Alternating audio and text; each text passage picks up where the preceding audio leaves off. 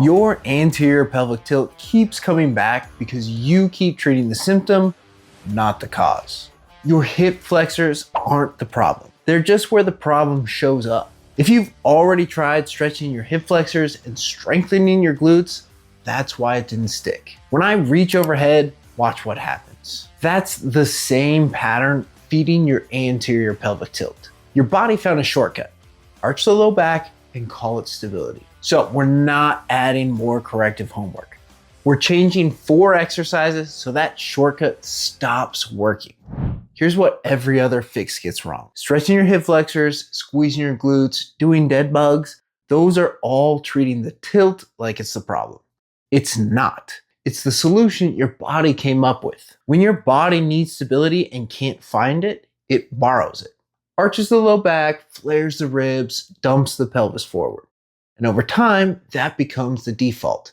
Not just how you stand, but how you train. So every rep where your body can still find that arch, it takes it. Your press, your hip thrust, your core work, your rows. If the setup lets you cheat, your body will cheat every time. These are variations on the movement patterns you need to be training anyways. Pressing, hip extension, anti-extension, pulling. The constraint is built into the setup. The first movement pattern we're going to address, horizontal push. This is a hollow body floor press. Pressing is one of the easiest places for this pattern to hide because the moment your chest needs to work, your body looks for help. And the path of least resistance is to arch your low back and let your pelvis dump forward. It looks like you're pressing, but your posterior chain is doing half the stabilizing work your core was supposed to do. So we change the position. When you pull your knees up and tuck your pelvis under, you're forcing your body into what's called a hollow body position. Your anterior core has to fire just to maintain that shape. There's no low back arch available anymore because the position itself already took it away. So when the weights come down and your body goes looking for that stability shortcut, it's not there. Your core has to do the job instead. If this feels significantly harder than a regular press with the same weight, that's telling you something useful. Your press has probably been running on borrowed stability for a while. Drop a comment if you feel this one in your abs before you even start pressing, because that's exactly what's supposed to happen. Next movement pattern, hip extension. This is a sprinter hip thrust. The hip thrust is probably the most common exercise people are already doing to fix this. And it should work because the whole point is to train hip extension and get the glutes firing. The problem is that at the top of a standard hip thrust, your body has 2 ways to finish the rep. Your glute can drive it, or your low back can arch and let your spine do the extending instead.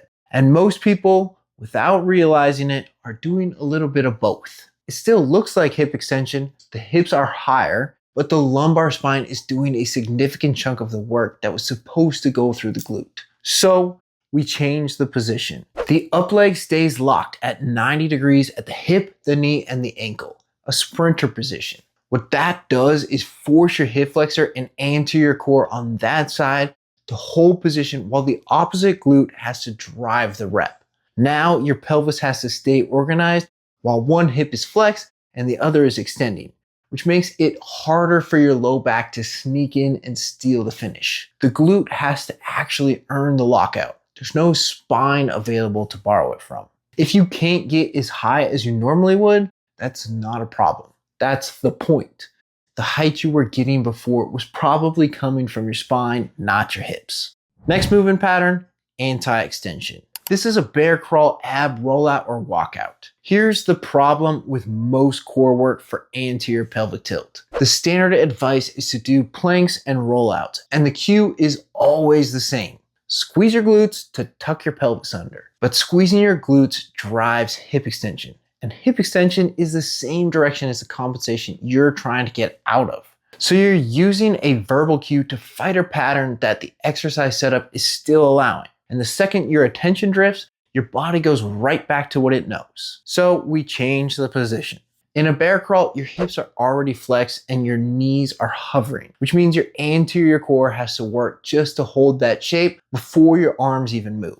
Because your hips are flexed, you can't drive into hip extension to stabilize. That escape route is gone. So your arms reach forward and the lever gets longer. Your anterior core has to control the rib cage and pelvis without borrowing anything from the low back or the glutes.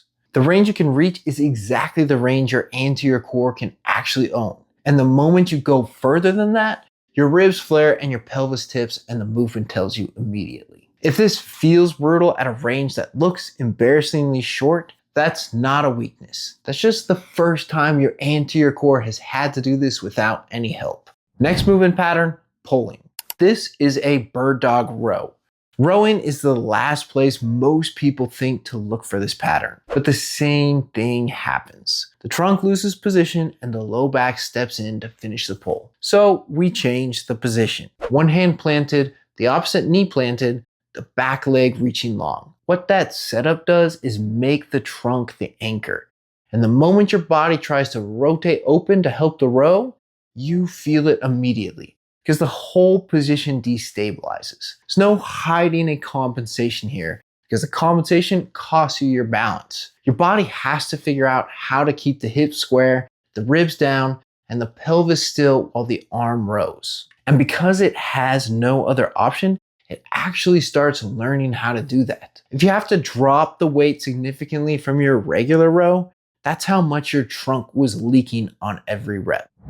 Your body still gets a training stimulus, it just can't borrow stability from your spine to get there anymore. And once you see where this pattern shows up in your training, you start seeing where it shows up everywhere else. Because anterior pelvic tilt doesn't just live in how you stand. It lives downstream in your hips, in your knees. And if your knees have been taking the heat for this video explains why. Because knee pain usually doesn't start at the knee either.